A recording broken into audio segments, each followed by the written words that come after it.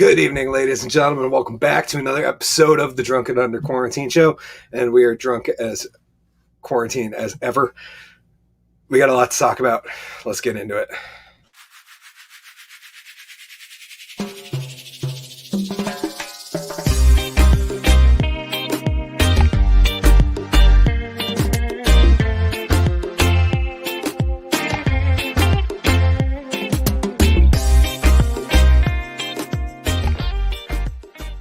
Good evening, ladies and gentlemen. Welcome back to episode 44 of the Drunken Under Quarantine Show. Tonight is just Collen, GW, and I, as we call it, just us hosts. Tonight we got a lot to talk about. We're going to do the Babylon Bee diversity training to make sure that we know what's going on and that we include diverse members of our community. We're going to talk about Potato Head, because apparently everybody's talking about Potato Head. We're going to talk about the fact that CNN is probably hoping that Trump does run in 4 years.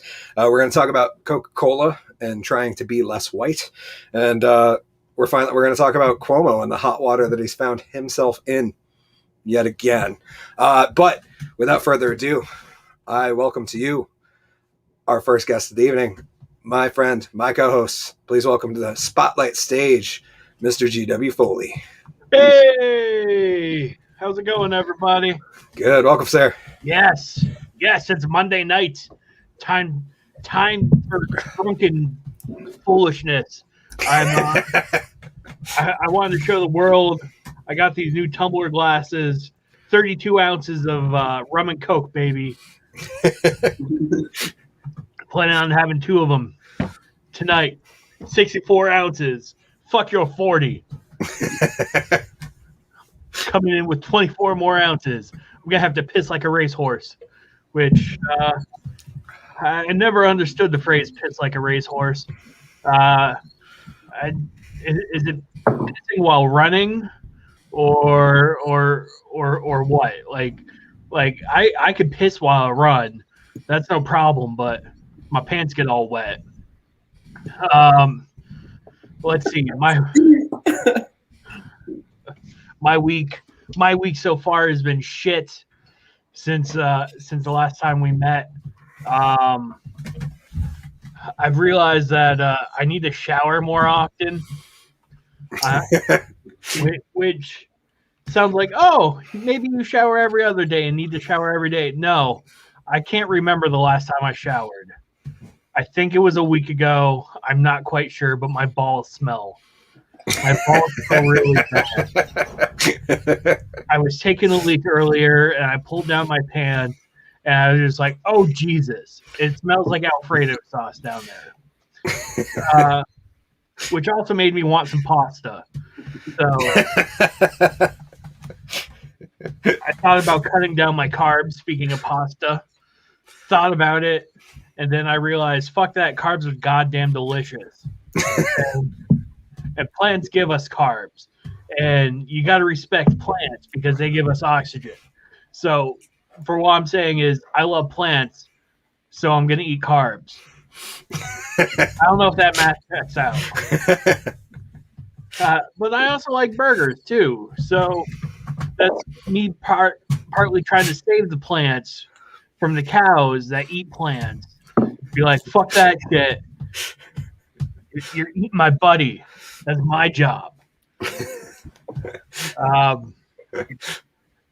I got some new t-shirts. And by the way, this is how gross I am. I went to bed. I took off all my clothes, went to sleep, woke up, found my clothes in a pile, and realized that as I put them on, I'm wearing the same shirt that I did yesterday, which is a brand new Tupac shirt where I like this one where like the green screen's kind of affecting it. Oh, the bottom one. Ooh, look at that. Ooh. Yeah, he's kind of like Andy Warhol meets Tupac. I love it. And I realized that after I bought the shirt, I only know a couple Tupac songs off the back of my head, but I know like a lot of the like lines of some of them, and the one that's been stuck in my head is Come with me, Hail Mary. Spread good seed. Something, something, something. Oh, la la da da, la da da da da da da da da. And every time I sing that song, I just go. He couldn't think of another line other than la da da da da da da da. Like that's Beatles shit. Like next thing you know, he's gonna be like, "I want to hold your hand," and you know he's gonna do that because he's still putting out albums. Tupac's not dead, ladies and gentlemen. Long live Machiavelli. Just had to get away from Suge Knight. Which, by the way, if there's anyone in the world that scares the shit out of me, it's Suge Knight. Suge Knight is, for those who don't know, is a Blood gang member who was the co-founder of Death Row Records with Dr. Dre. I love Mr. Dre, especially in his shiny suit era. But yeah, that shit with Suge Knight, man. Like, I would not want to fuck with Suge Knight. Like, I heard what he did to Vanilla Ice, and by holding him upside down at a hotel balcony, and I'm that. Like, I'm afraid that like he would try to do that with me and drop me because I'm too heavy. Then just splatter on the concrete and be like, "Oh God, I got taken out by Suge Knight. Someone avenge me. Biggie, where are you? Oh yeah, that's right, you were shot." There's a lot of 90s rap references in this set. I wasn't really expecting to do that. I realized that I've spent 9 hours on mathematics today, which is an obscene amount, and I'm not done. Who fucking gives that much homework out? Like I literally I started at 8:30 in the morning and got done at 4:30 without taking a lunch break. There was a couple piss breaks here and there, but 9 straight hours and I'm still not finished. That's like I couldn't. No, this is too much work. I have other classes that I need to do also. Random thought. Let's see. I finally got my 1099 from the state of Vermont for being incompetent and giving it out to, or giving my 1099 out to somebody else. If you haven't heard, the state of Vermont had an issue offer with their unemployment 1099s, and the 1099s just went out sporadically and were wrong. Yeah. Like how big of a fuck up do you have to be to fuck up sending it to the right address? Like now there's some jamoke out there in the world that knows my 1099. I'm not a fan. I am not a fan of this. And all they offer me, they don't like give me money, be like, here, have $1,000 on us. No, they go free credit monitoring. I'm like, I don't want your shitty credit monitoring. I already have credit monitoring, and it does nothing for me. I don't think your free gimmick is going to help that much. What I want retribution.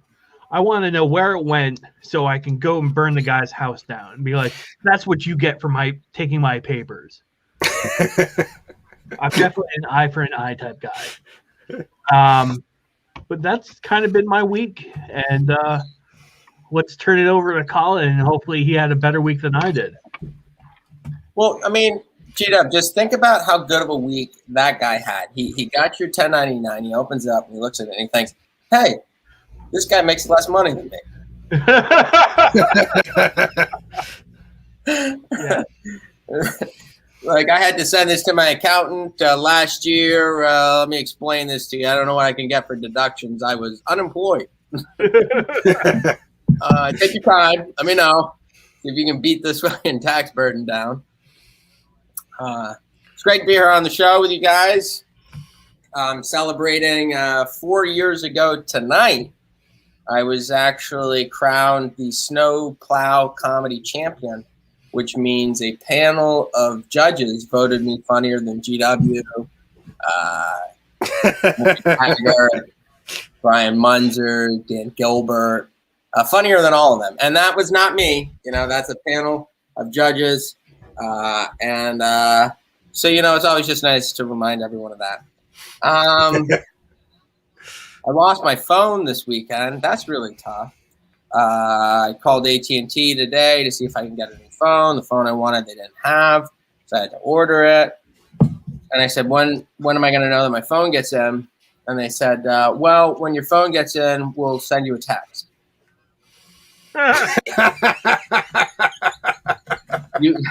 You cannot write this. And I'm like, oh, you're gonna send me a text. I'm like, let's unpack this, my friend. I'm like, why am I calling you right now? He's like, you need a phone. I'm like, right. And I'm like, and when's my phone gonna be on? Wednesday. And how are you gonna get in touch with me? You can send me a text. You guys are clever. I saw Trump made a lot of waves. Here he came out. He talked at the CPAC thing. Cover of the New York Post, I believe, this morning or yesterday morning, said in big bold letters, "Do you miss me? Do you miss me?" And the answer to that is no, I don't. But there is someone who does in this country, and that's George W. Bush. Okay. Trump's number one fan, and he'll never say this, is George W. Bush. George W. Bush firmly believed he was going to go down in the history books as the dumbest American president of all time. And then he's like, wait, hold on. You guys are going to elect Donald J. Trump? This is going to be brilliant. I'm literally going to watch this asshole rewrite history. If only Mom was alive today to see that I'm no longer the dumbest president in United States history. It's a beautiful day. I laughed. There was a thing when Trump came on, he was talking about the coronavirus, and he goes, look, nobody knows what it is. Nobody. It could be a bacteria. It could be a virus. It could be a germ. Nobody knows. Nobody knows the difference. We don't know. And you just know that somewhere on like a ranch in Texas, George Bush is going like, you believe this jackass? He actually thinks bacteria is a virus. I mean, even I know that a bacteria isn't a virus. I learned that in fourth grade biology. Hey, Mom, I'm no longer the dumbest president ever. Who cares? I can't say nuclear. All right? I miss both of them. I mean, Biden's just harder to write comedy about because Biden's just kind of like moping around, just like, and bomb them. I don't know. For those of you who are watching the show who don't know, I am an uncle. Yes, hold your applause. Woo! I don't know if you can see right here, it says world's greatest uncle. But I'll fight you for it. Isn't that what every uncle thinks, right? It's just like, I am the greatest. They call me the drunkle. The drunkle. There you go. I think I'm the world's shittiest uncle. G-Dub's like, I'm not even putting my hat in the ring here. Yeah.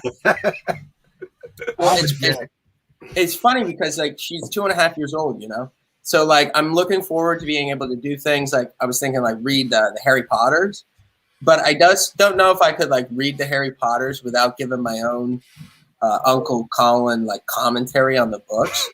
You know what I mean?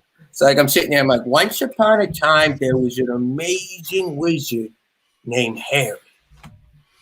And this son of a bitch named Voldemort we wanted to kill him. All right? And this Voldemort, he was a real bad guy. He was bad.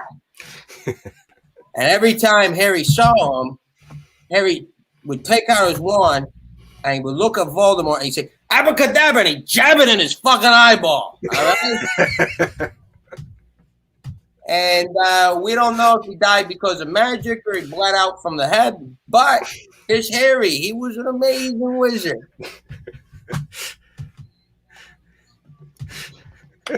Maybe I'll refrain from reading the Harry Potter. The term "piss like a racehorse," I believe, is the term.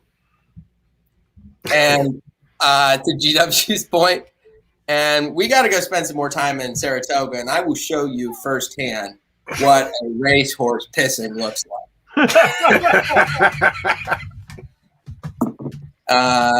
The little jockey gets off, and then, here comes a flow of urine. That in Vermont, we have a saying, it's raining harder than a cow pissing on a flat stone. You guys know this one, or is that just me? No, never heard that. Never heard that?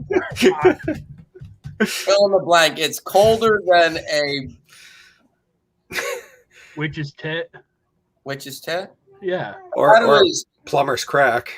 I thought, again, the Vermont saying I thought was colder than a witch's clit riding a broomstick during a blizzard. I might have that wrong. I'm not sure. There's definitely some adage to that.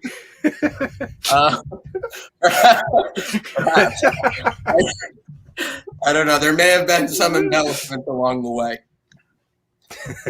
But speaking of embellishments, I'm going to turn it over to the main reason we tune in here every week.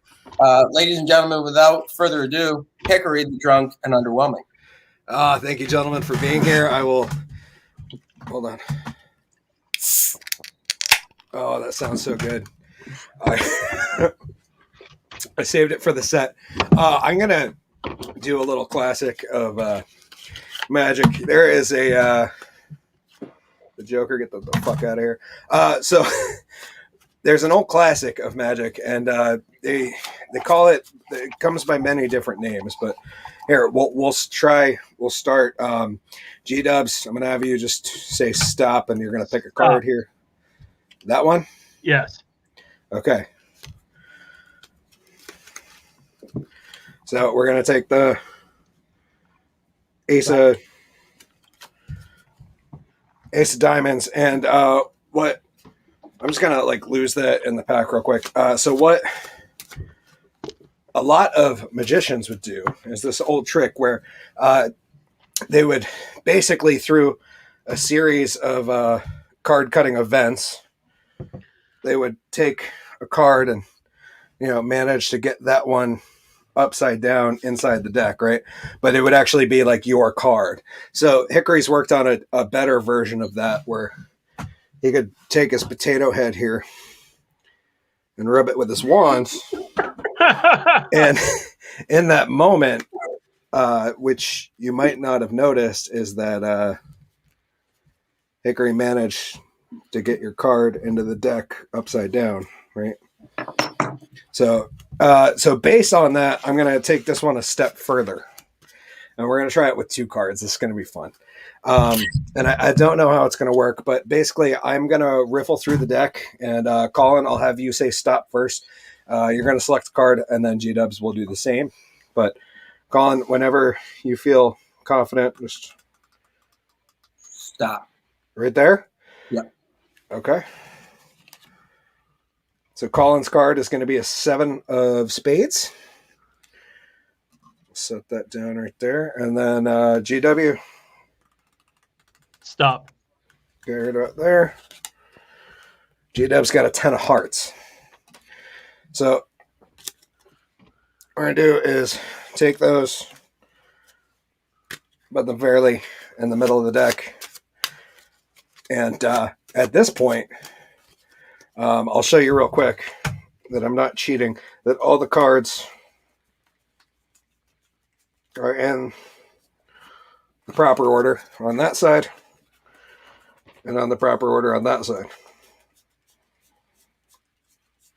Right? So what we do here is we got to take back Mr. Potato Head. We give a little rub there and a snap. And now you'll see that. No shit. Well, there should be two face up. Oh, fuck. Let's try this the other way. That might make more sense.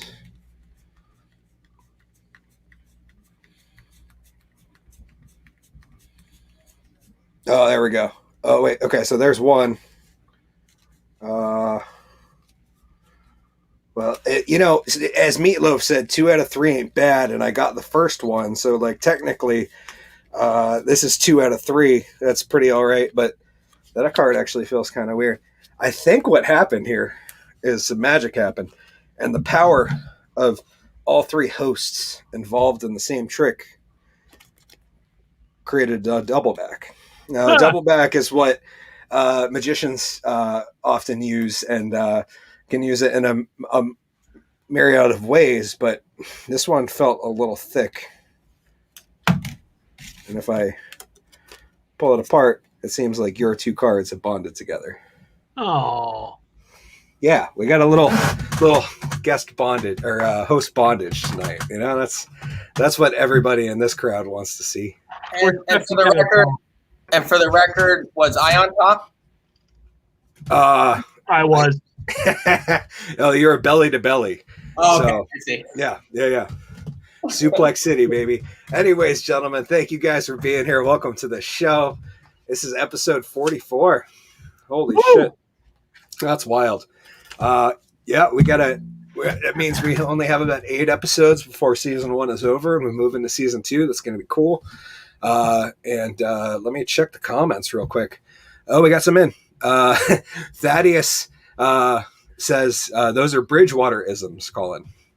And Captain Granite comments in. He says nothing wrong with those. And then Thaddeus also commented, "You sure it wasn't Mr. Pothead?" Which very, very possible that we might have been. Those two might get misconstrued. But before we move on in the show, I would like to start the show. We're going to take the diversity training to make sure that Collen, GW, and I are being as diversely minded as we can. And let me pull that up real quick. This is from our good friends at the Babylon Bee. Okay, double check that. Make sure we're all right on screen. Oh, yeah. Oh, it's a wiener dog shirt.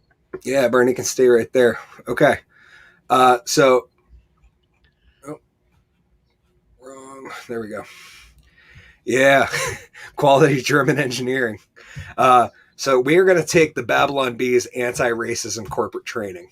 I thought this would be good for us since we're, getting to the point where, you couldn't construe us as a corporation, but we're as big business. I feel like most businesses should do these kinds of things. And the Babylon Bee writes, there are many anti-racism corporate training presentations out there, but it's hard to know which one to use for your business.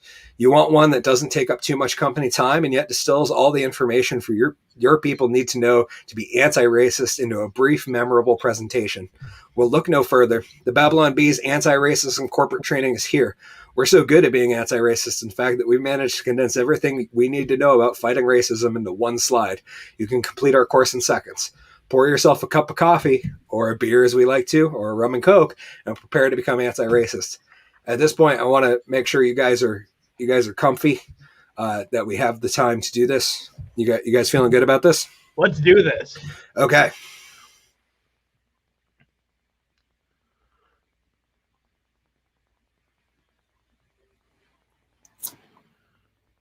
Are we doing this? I already feel less racist, GW. I know. I You guys are anti-racist now, as well am I. And we will go on to print out our certificate here, and we'll sign the names, and maybe we'll sign a little spot where we'll all sign each other's. And it says, feel free to use this helpful presentation for your business. Together, we can fight dangerous racist ideas. So just glad we got that. We got that done. You guys feel better about this already? Yeah, I think we did well.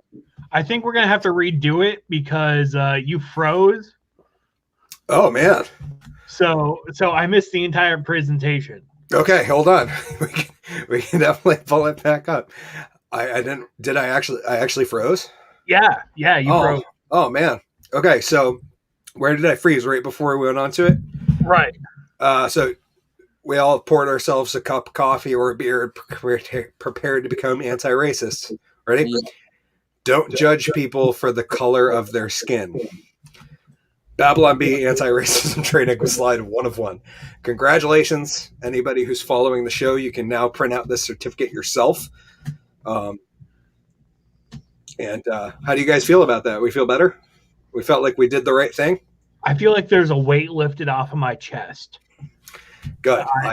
I agree. I wasn't sure how to be anti-racist because I felt like to be anti something, you have to figure it out, and I haven't quite figured out racism. So it's hard to embrace the anti-racism. I don't. It's a weird. Weird. So would the anti-racist be pro-racist, or just? No, I think. But my thought was that you need to understand something to be anti it, right? Yeah. Was my thought, but I don't know. That could be wrong. Thaddeus said stuck the cards together. Yes, that was earlier, sir. Thaddeus says, that guy saw the trick. He stuck it together. Nicole said yes. Thaddeus said GW doesn't see anti-racism. I do see color. Thaddeus actually knows one of my ex-girlfriends. So that's no way. Kind of fun. Fun. It's a small world. He works with the beautiful assistant. That poor feller. Anyways, we'll move on to the next topic, which is the next topic of the evening, which is also very, very important subject that we have to get to only after the anti-racism diversity training is Potato Head. Who gives a shit? So basically, to summarize, in this past week, Hasbro, which should be changing their name because it has bro in it. I was thinking maybe something more gender neutral, Hasbro. But yes, the Potato Head is no longer Mr. and Mrs. Potato Head. They actually made a great decision and put all the parts into one box and call it Potato Head. And now you can design your potato head however you want. Beautiful assistant's coming in and says, I can now accept the Mr. Potato Head as a potato. I don't know what you're talking about, beautiful assistant. Sorry. And I wanted to get your guys' thoughts. My personal opinion was who gives two shits about Potato Head and why is this headline news? G-Dubs, your thoughts? Well, it's headline because, oh my God, a name change from 1950s. Like, God forbid something changes. Fuck, man. Because, you know me and my white male privilege, I like things to stay the same. Honestly, I don't give a shit. I haven't played with Mr. Potato Head in 20 years. So the last time I was 14 or 20. I feel bad. I played with one like before the show started. But you know, maybe I'm only 3 and I'm only 3 in magician years. I don't know. Colin, what do you think? Well, you know, as you guys know, I get most of my news here from the Drunken Under Quarantine show. But I heard that, you know, Mr. Potato Head was being discontinued. It's an insensitive name. And it's a weird, bad everything about it. And I thought to myself, oh, my God, wait till I unpack how they've exploited a black Mr. Potato Head all these years. With the minstrel gloves and the mustache and like how supremely probably racist is this Mr. Potato Head that they came up with back in the day. And then I found out it's just because it's Mr. It's because he's a male potato. And I was like, oh, but we have the Mrs. Potato Head. But that is also wrong. So now we are going to have Potato Head. And Potato Head can be apparently whatever the fuck you want. It's going to come with a lot of different parts, shapes, and sizes, and races. Because why is Mr. Potato Head not come in other race potatoes? Maybe it's a Japanese potato. I agree. It could be a Peruvian purple potato. Maybe it's a Peruvian purple. We don't know. And so we got to unpack this, and we need to understand why is this potato business so extremely offensive to us all. I agree. Manasa. I apologize if I pronounce your name wrong. I am not good at the name pronunciation. But she writes in and says, the Toy Story writers must be losing their minds. Yeah, I was actually thinking about that myself, that we have just, not we, but Hollywood has just produced like, 4 or 5 huge Hollywood blockbusters in the past couple decades that all star Mr. Potato Head as well as Mrs. Potato Head.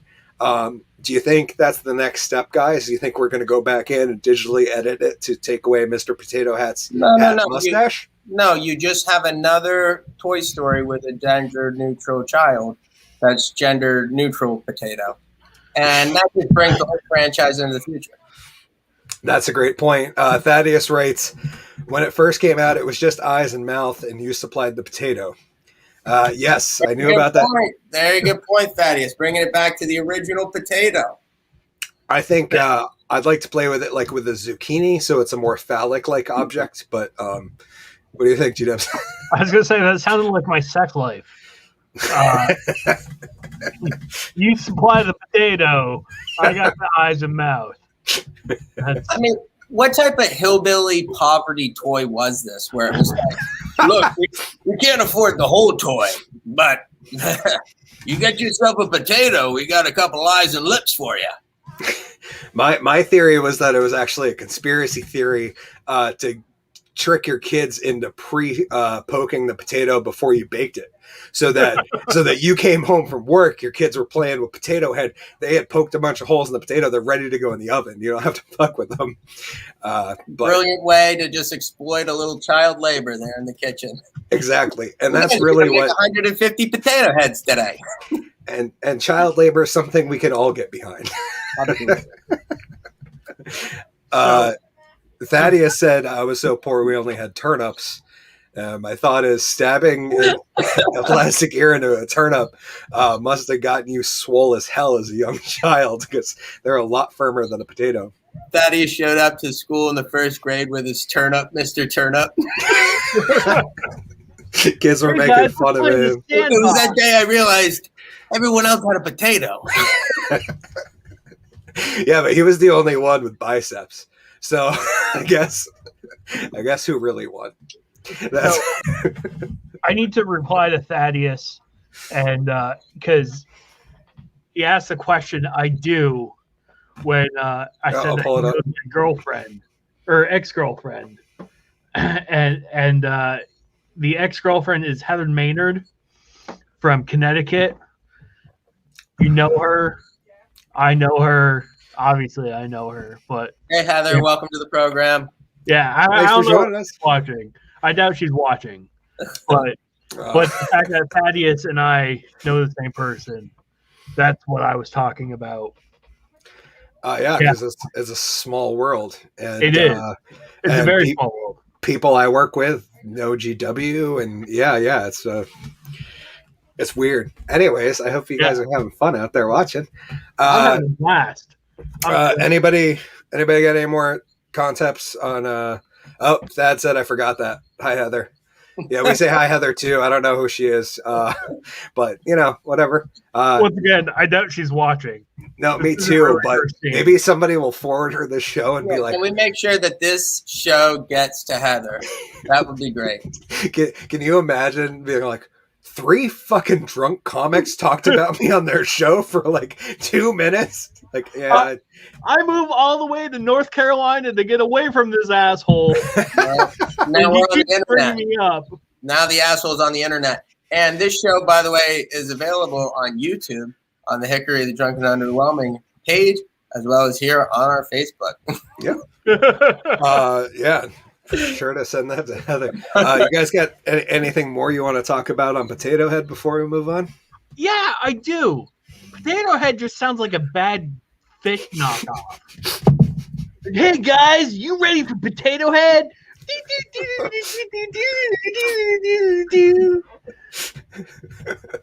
That was my fish solo. Potato Head also sounds like a very dirty sex act that I'm not willing to go into detail about what I would assume it is, but that's also like the Mister designates him as a character. That was I think just as Potato Head. It's not that I give a shit because I don't care. Hasbro, you do you. It was much easier to make one product than 700 to represent every gender and make everyone happy. I understand. I would take it a step further. I'd go full Prince with this one. You know what I mean? I'd be like, this symbol previously known as Potato Head. Right? It don't matter, mate. I've done it all right? And the symbol is just like an 8 with the zeros or the circles filled in. Yeah. I'm this figure 8, previously known as Mr. and Mrs. Potato Head, all right? Oh, that's got a great idea. Yes, what about the band Mr. Mister? Are they going to have to be, are we going to have to change their name? I don't know. I guess it depends. It depends on where they live and how susceptible they are to the cancel culture. I hope they do, because they need to. I just canceled them. I think Mrs. Mister. Do you think that works, or we just need to get away from gendered language and band names altogether? Minster, right? That's Mrs. is short for minstress, right? It's Mr. and Mrs. or something like that. I had heard about this the other day, but I don't know enough to speak on it. Neither do I. That doesn't stop any of us. That man and woman used to have weird beginning words. Where woman? I don't know. Anyways, women's. He said, missed her. I like your use of the English language. That's a beautiful. That would be a great name for a band too. Maybe a Miss tribute band, like a band that's really into playing that 90s CD-ROM game.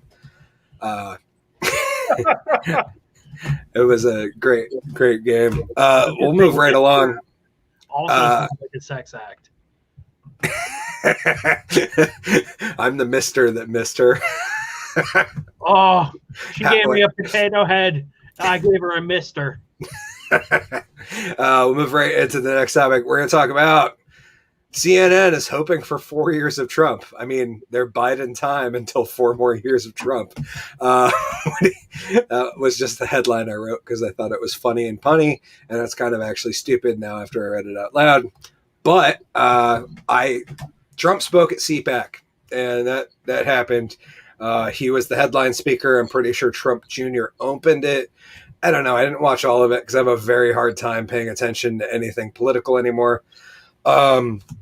But basically, the media has been nonstop just talking about Trump for the past couple of days, which made me want to raise the question to you guys. Do you think that after CNN's ratings have tanked like 44% in the past couple months since Biden, or the last month and a half since the whole switch happened, you think they're like itching for the ratings that they had back in the day under Trump, and they're just like hoping? Or do you think they're being honest and they really hope we never see him ever again? Colin, what do you think? Well, I think it's definitely harder to, like, Donald Trump was a reality television sensation. You know what I mean? Yep. Every single day he did something. It got to a point where there was no level of insanity that could happen that, like, they kept saying, I'm president. I think a lot of the way the media works is it kind of goes into these lulls, like right now, so that they can ramp back up. I think it's like a boom and bust, you know what I mean? And I think there's only so much absurdity like we can digest at a certain point, and then they kind of pull back. Like, I haven't been paying attention to the news, but there really hasn't been much news. Like, we bombed Syria. It's like, we bombed Syria. It's like not like, you know what I mean? It's like there's not the same level of just attacking. And then almost like to this point with like Trump, it's like it's been a pretty quiet month and a half. And then all of a sudden, it's like Trump talks, and all of a sudden it's like, well, that's pretty. I got to talk. Why? You know what I mean? It's been 1 month and a half. If he was the president for 4 years, we voted. He's no longer the president. We have a new president. Let's take a little time and focus on what we have to do to get through what we have to do. The nonstop sensationalism of the reality television and having American politics be one nonstop reality television show is just so absurd, So I don't know. I mean, it really depends on what the media decides to focus on. I mean, I don't know. The issue is for me that they become a ratings machine, and once what was supposed to be fair and honest commentary has become a ratings machine, and it's going to be hard for them to swallow that bitter pill that they're on no higher podium than any other show now. It's just it's a ratings grab. G-Dubs, what do you got any ideas, any opinions on this? I want to bet that there's someone in CNN Tower going, come on, Trump, just do something. Poke with the stick. Poke with the stick. And Jason actually makes the point of the left misses Trump. And that's a great point. They do. They definitely, because they had the boogeyman.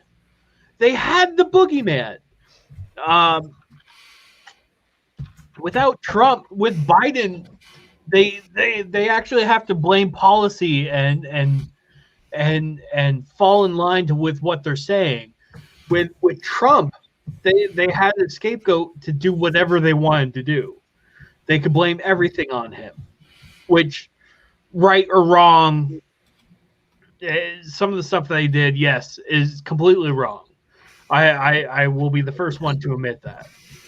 But they had carte blanche to just go wild, and now that they have their guy in the office, it's hard for them to put into the whole terror mentality where they can't go, whoa, Biden did this every day.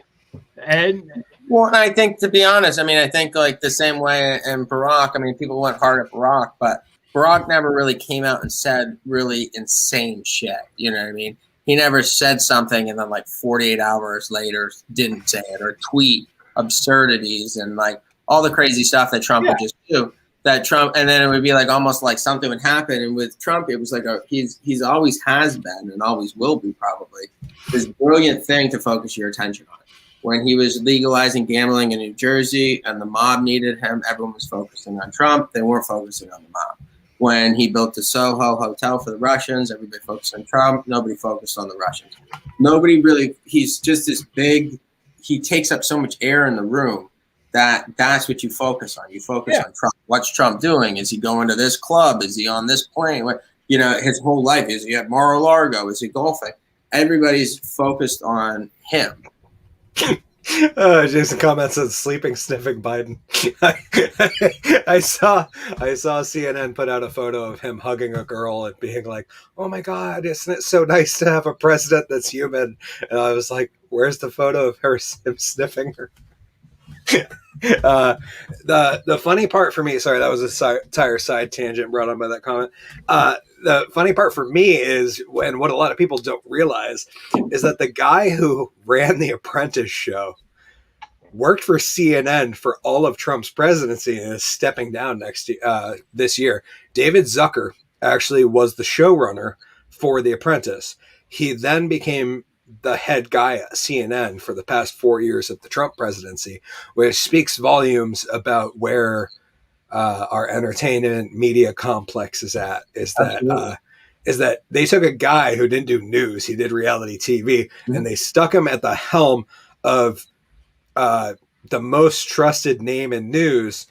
The guy had never done news before. It's kind of in the same vein as it's that asshole from Amazon, Bezos, owning the WAPO. Yeah. And a lot of people don't put that together, that when the WAPO runs articles defending the millionaire and the billionaire class, it's because that's who pays their bills. It's not that they have a great subscribership And sorry if anybody out there loves the WAPO. I take it with a grain of salt. It's funny that happens. And just say, take any news with a grain of salt. I agree. Do your own fact checking. That's a big takeaway.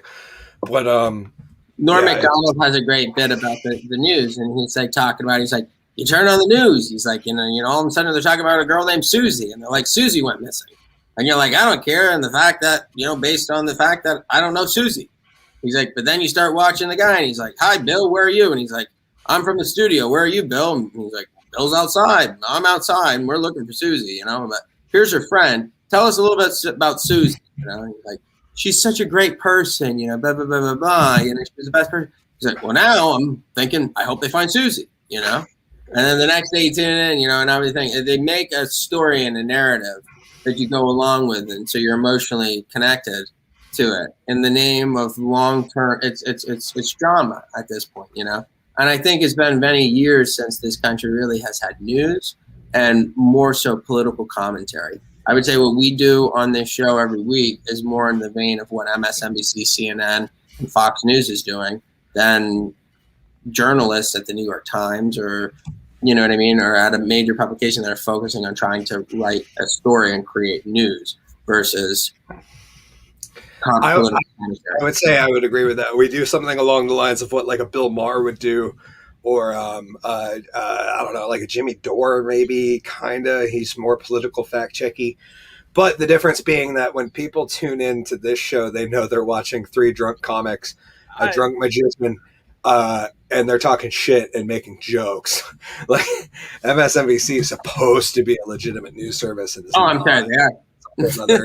I mean, the fact that we can all those guys are, they're sitting around drinking coffee, talking about baseball, and then all of a sudden they wing out on something that happened, and then they're back to baseball. You know, I mean, but if MSNBC wants to take a shot at us so we can get more viewers to the show, please, Rachel Maddow, I want call me out. I want hardball. That's right. I will.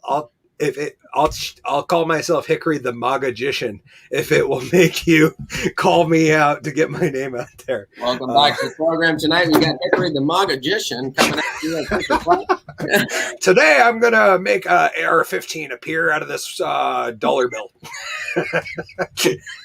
Shit, we could just take on Morning Joe. Yeah, I don't know if I can get you MSNBC, but I can definitely get you Fox News for that one. That would be great. And in the hour, Hickory the Drunken Underwhelming is actually going to take a $1 bill and turn it into an AR-15. Stay tuned for that. I come out like in clown shoes, like. The news is way better than it used to be. I got to be honest. At least it's entertaining. Like I don't. This is damn good entertainment. Who cares how many fucking people are suffering in Syria? Look at this guy. If he just like the news is now, nobody would know what the hell is going on, but they'd be very entertained. Perfect. Which, moving on to a little more news, we're going to talk a little bit about Coca-Cola.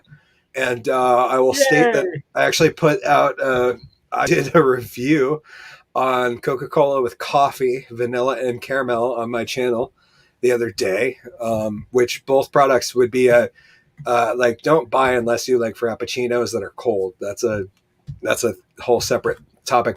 We're going to talk about Coca-Cola and the story of their anti-racism training. Do you guys see this? Was this, Collen, did you see that, this story? I did not. Oh, so Coca-Cola, here, let me pull up the article. And I chose this article because it's from Newsweek. Now, the person who broke this story, her name is Carolyn Borisenko. She's a native Vermonter. Dr. Carolyn, or Carolyn B on whatever social. She kind of blew up a couple of years ago because she was like a dedicated, she grew up, she was a Democrat. For lack of a better word, she was a lefty for her entire life. And she went to a Trump rally in New Hampshire about a year and a couple months ago and wrote an article on it about how she was expecting to be made fun of and ripped on because she's got hair that, it's short on the side and long on top. And she was expecting for these people to call her derogatory terms to deal with, like her sexuality. Even though she's a straight girl, she just has the haircut of somebody who might not be. Basically, she put out this article. It went viral. She worked for Walkaway all summer, but Carolyn B broke the story, so I wanted to give her credit. And this article is from Newsweek because Newsweek actually reached out to Carolyn, which is a big deal because lots of the news places that wrote articles on this didn't reach out to Carolyn. And Carolyn has access to the the whistleblowers from Coca-Cola. But basically, we'll share this story real quick. Coca-Cola is facing backlash and says Be Less White learning plan was about workplace inclusion. So straight up, they admit that they had a curriculum of Be Less White in their plan, and this was actually a LinkedIn course guide put out by Robin DiAngelo, who, if you don't know, wrote White Fragility, which is basically G-Dubs, you have a comment on white fragility? It's basically like a white person's guide to be less racist through accepting racism. Yeah. Okay. Yeah, that seems fairly accurate. Yeah, I don't have it's a hard thing to sum up without sounding like I'm being an ass about it, but that's basically what it is. So we'll read a little bit. It says Coca-Cola is facing mounting backlash from conservatives online, has responded to allegations of anti-white rhetoric after an internal whistleblower leaked screenshots of diversity training materials that encourages staff to, quote, try to be less white. On Friday, Carolyn Borisenko, thank you for doing good work, an activist who sports the banning of critical race theory, shared images from an internal whistleblower of the company's online racism training. The slides included tips on learners how to, quote, be less white, less arrogant, less certain, less defensive, less ignorant, and more humble. In the U.S. and other Western countries, white people are socialized to feel that they are inherently superior because they are white. One of the slides read, research shows that by age 3 to 4, children understand that it is better to be white. Now, I'm going to stop there and ask you guys, as two white guys, were you raised with a sense of inherent superiority? Because I sure as shit wasn't. But then again, I grew up in a low to middle class family that valued hard work. But G-Dubs, was that beaten into you as a kid that you were superior due to your skin tone?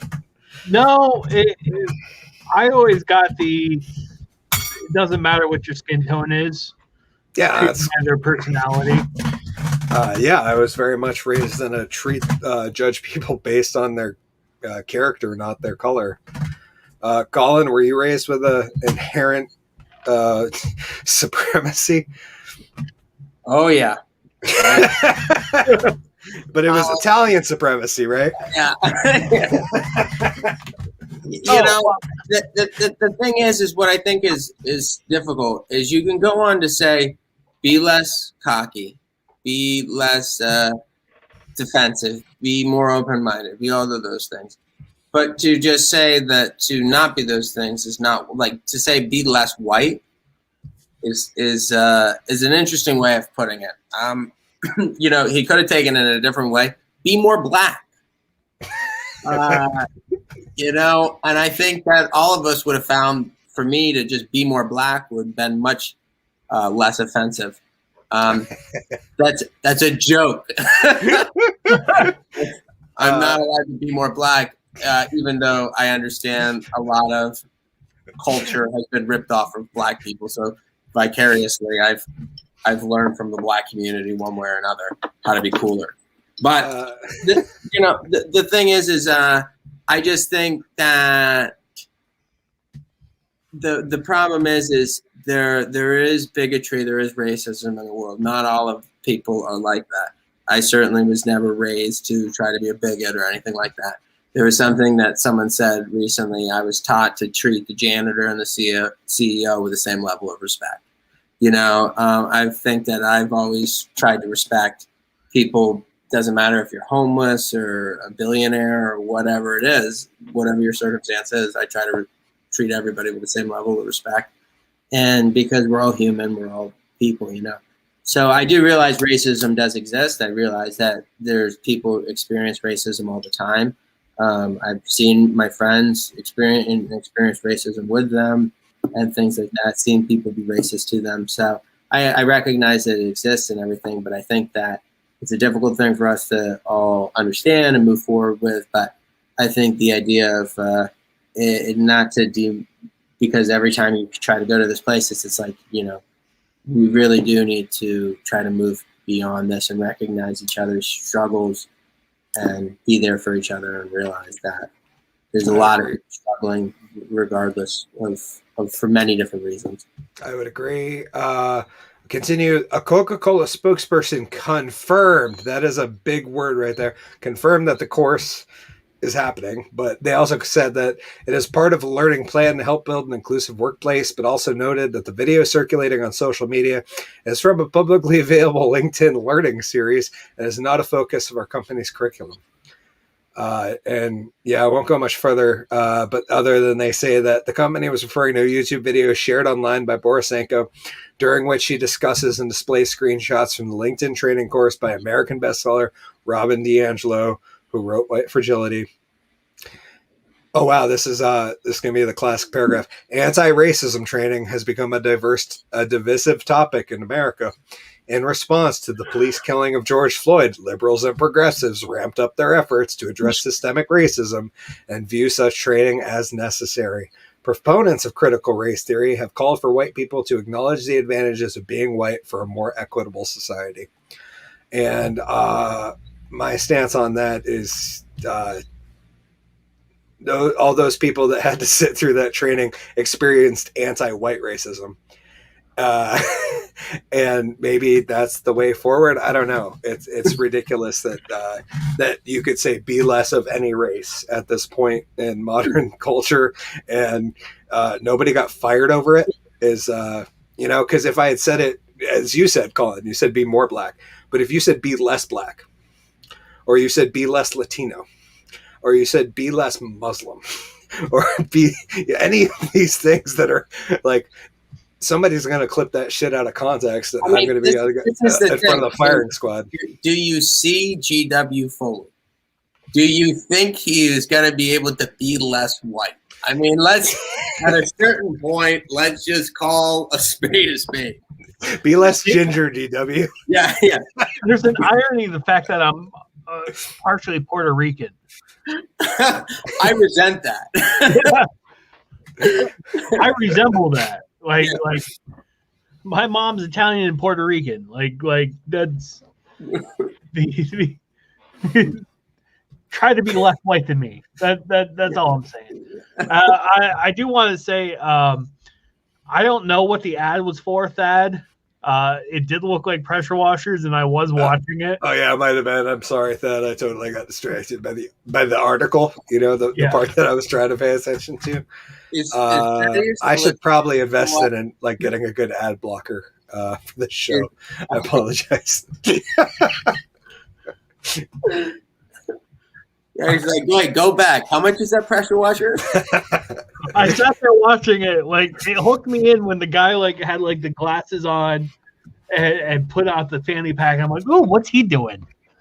I'm surprised with the stuff I searched that my browser hasn't decided that this is a far right show, and it's just all body armor and rifles. So that's what I expect my ads to be, but apparently pressure washers, considering it's March 1st and it's freezing out and I won't be able to use a pressure washer for 2 months. Google decided that was a good idea. Like, hey guys, it was 40 the past couple days.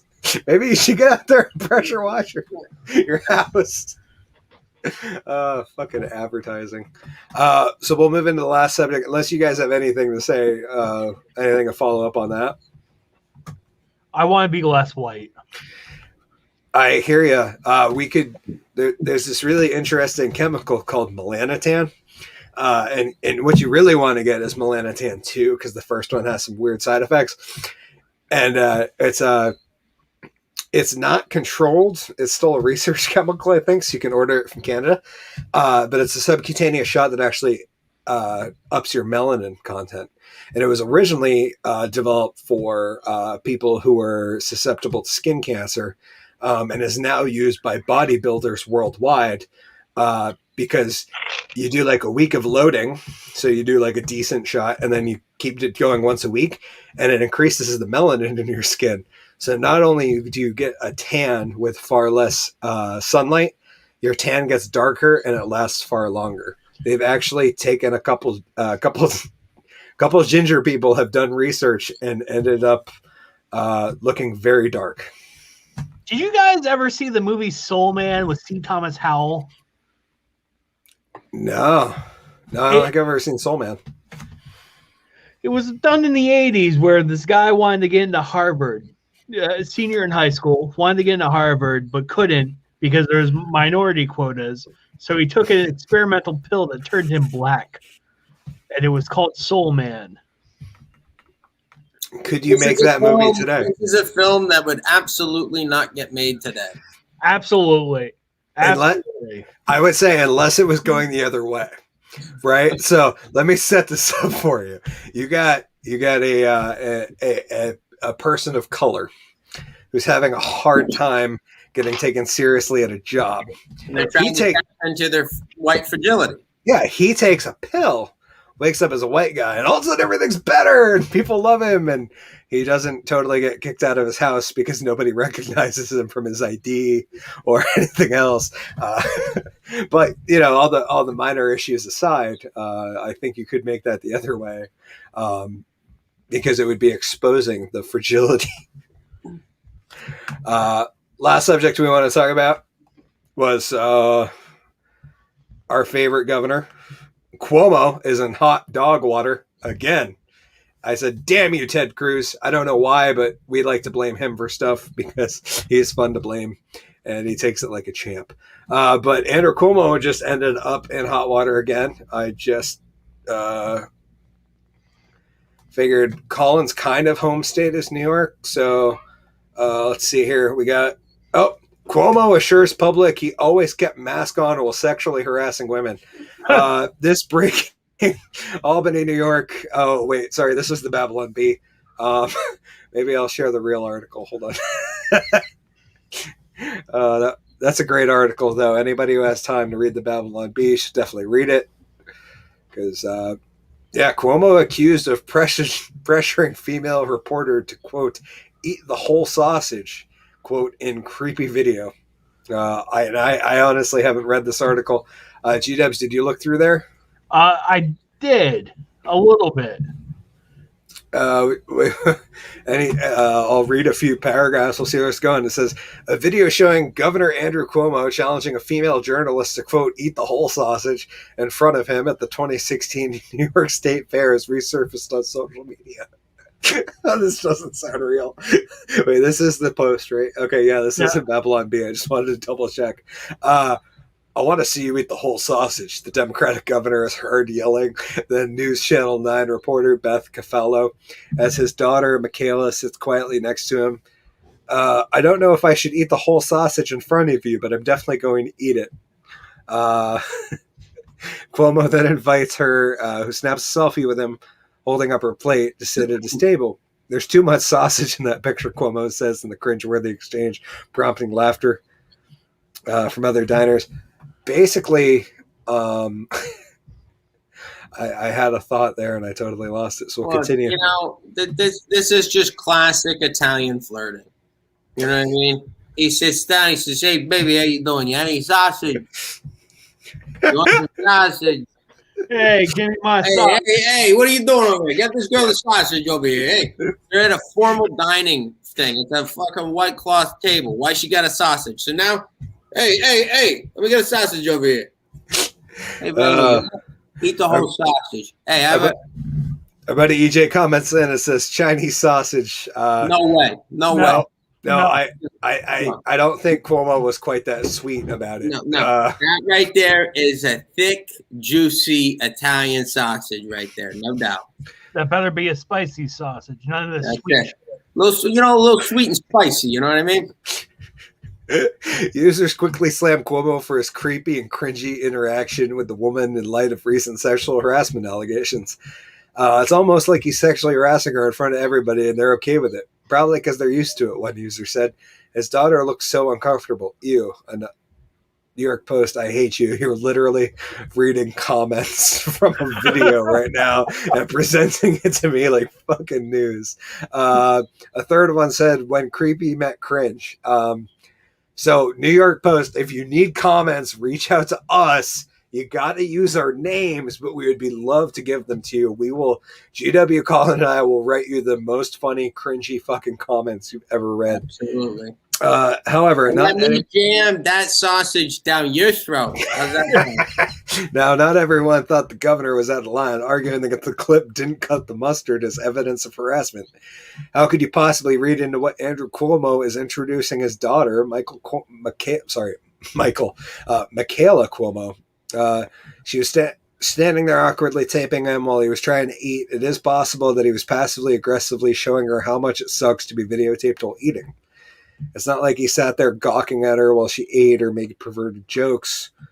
Yeah, that's all I'm going. Actually, in retrospect, let's go back to the Babylon Bee article real quick and see what they had to say about it. So was he telling his daughter to eat the sausage? Who's he telling to eat the sausage? She was a reporter. She was a reporter. Oh, yeah. Dad wrote in. He says, "See, nobody jokes about German sausage, just Italian." And he also comments, "We all know there's no such thing as a thick German sausage." Well, he said, because it's the worst.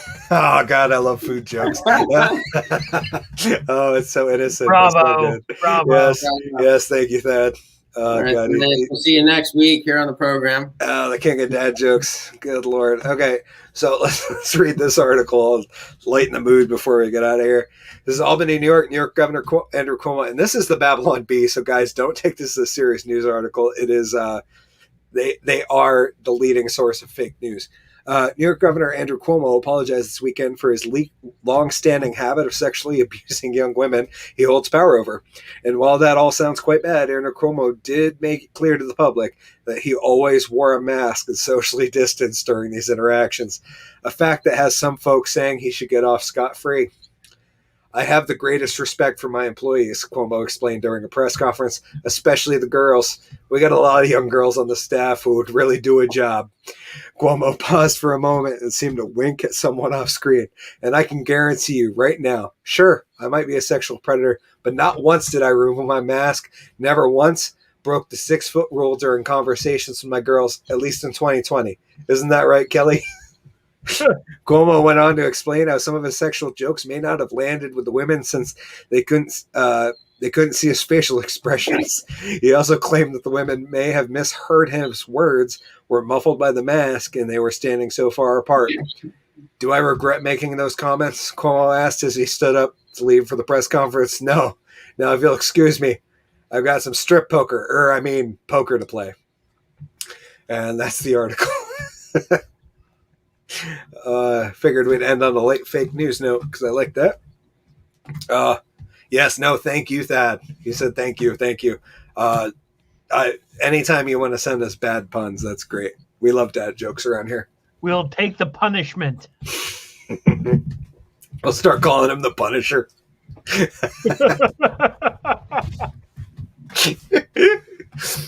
That's all I got. Anything you guys want to get out other than I don't know, Cuomo's always under fire. I feel like that's part of being a New Yorker, right, Colin?